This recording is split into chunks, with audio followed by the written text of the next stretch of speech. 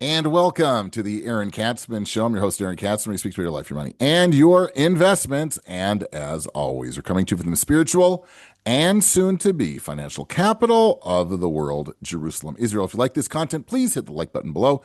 And if you've not yet done so, please subscribe to both the YouTube channel and to the podcast. So, I was reading an article that came out a little while ago by Michelle Singletary, who's a personal finance writer from the Washington Post.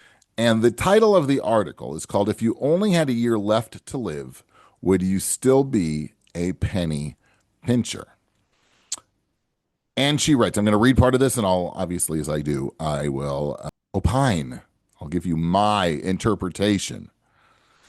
She says, I belong to a community of writers whose mission is to help others manage their money, avoid unscrupulous financial professionals, protect themselves from scams, and save enough to retire with as little budgeting stress as possible. A member of this cohort, Jonathan Clements, a former personal finance columnist for the Wall Street Journal and founder of HumbleDollar.com, died September 21st of cancer at the age of 62. In the foreword to How to Retire, a book I reviewed last year, Clements wrote, when I started thinking about retirement in my 20s and early 30s, I viewed it as a simple financial endeavor. Save like crazy for 3 or 4 decades, slap a 4% withdrawal rate on the accumulated savings, and then head off for a life of fun, fun, fun. Ah, the embarrassing ignorance of youth. The cancer diagnosed in May 2024 would upend his best laid plans, but he candidly shared his thoughts on dealing with the realization that he wouldn't get to spend much of the money he had saved and invested. What if you were told you had a year to live? He wrote in a column for the Washington Post in August 2024.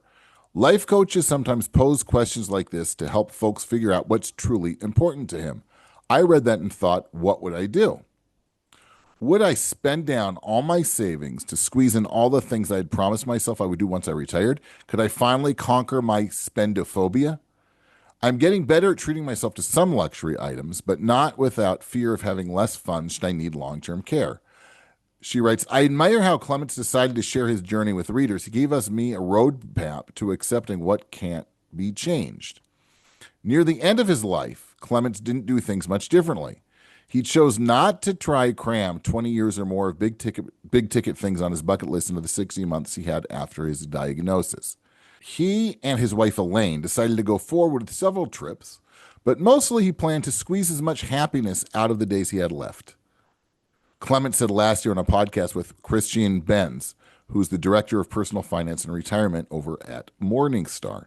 I like the way I spend every day, he said. Life is full of small pleasures. The first cup of coffee, exercising, going out to lunch with friends, working, writing, and editing what I do, sitting down in the evening and having a glass of wine with Elaine.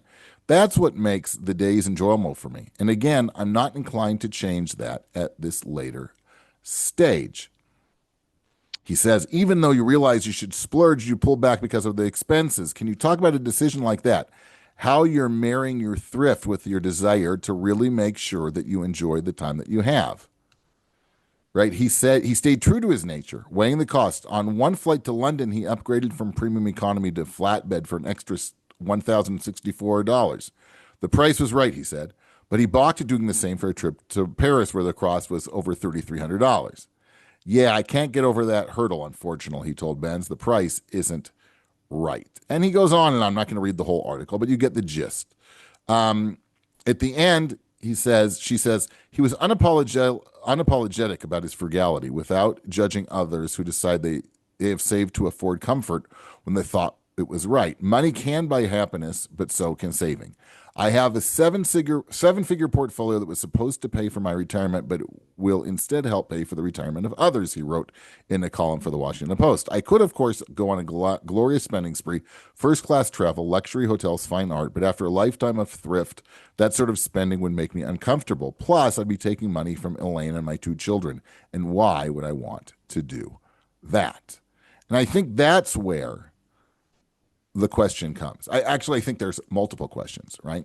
Because the fact of the matter is, for those of us now, right, we should, I don't want to say that we should be spendthrifts and penny pinchers and misers, right? But because we don't know when our time is up, right? So we have to prepare for living a long and full life, and we have to keep spending, right? There are a lot of people who say, well, hell with it, right? We don't know. I'm going to live it up now. I don't know when I'm going to die. I'm just going to spend, spend, spend.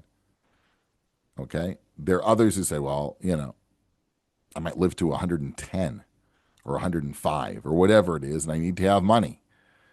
Both of those are sort of extreme, right? I think part of it is that you should enjoy yourself. You should spend money now, but within reason, right? You have to make sure that you are saving enough on an annual basis so that when you do retire and you do have a long life, you're not going to have to move in with your children. You will be able to make ends meet. I think it's really, really important. There's no question, though, that we get older. I think we get a little bit more.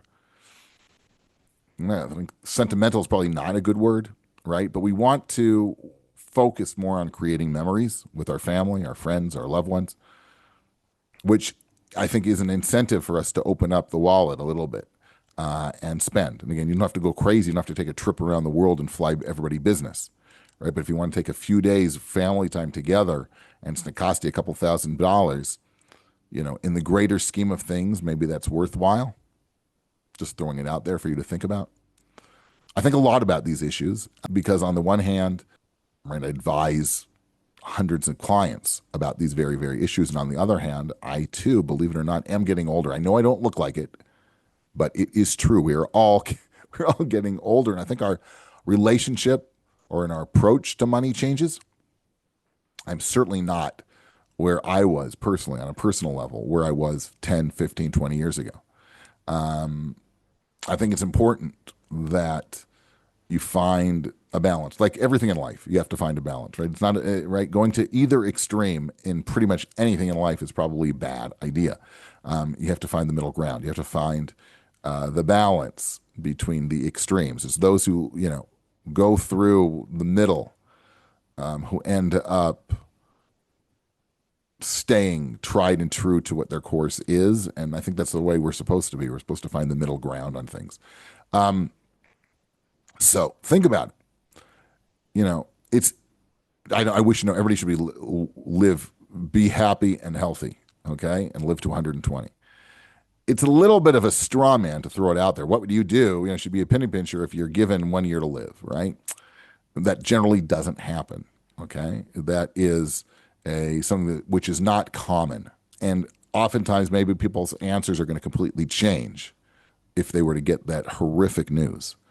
So, it makes for an interesting article, something sort of interesting to think about, but I think we still have to be focused on the fact that we're going to live longer lives. You don't have to make it to 100, but if you make it in your 70s or 80s and you're 50, that's a long, long time to have to both continue to save and fund for that retirement that you've dreamed about. So think about it. Think about what your balance is. Sit down, speak to your. It's an interesting conversation just to have with your significant other, I think. You don't have to keep penny pinching, that's for sure. But I don't think that you have to throw caution to the wind and race your money to the grave either. You've been watching the Aaron Katzman Show. We speak about your life and money and your investments. If you like this content, please hit the like button below. If you've not yet done so, why don't you subscribe? It'll make it easier. Subscribe to both the YouTube channel and to the podcast. If you think somebody might find this of interest, you can hit the share button below and share it with them as well. Thanks so much for tuning in, and we'll speak to you soon.